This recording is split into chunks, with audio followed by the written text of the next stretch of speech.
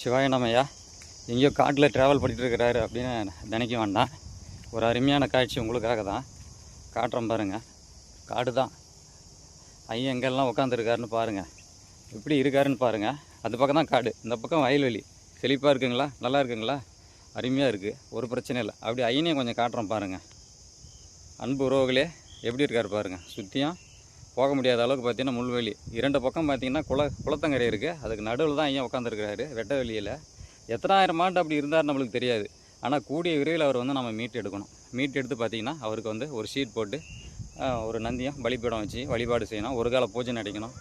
இந்த மாதிரி விஷயங்கள்லாம் பழமையான சிவாலயங்களை தயவு செஞ்சு பாதுகாருங்க. நாங்களாம் வரணும்னு நினைக்காதீங்க. அங்கேருந்து அந்த மாவட்டத்தில் இருக்கிறவங்களே முன்னெடுத்து அந்த சிவாலயங்களை பாதுகாருங்க. பாருங்கள் எவ்வளோ பிரம்மாண்டமாக இருக்கார் பாருங்களேன். முடிஞ்ச வரைக்கும் ஷேர் பண்ணுங்கள்.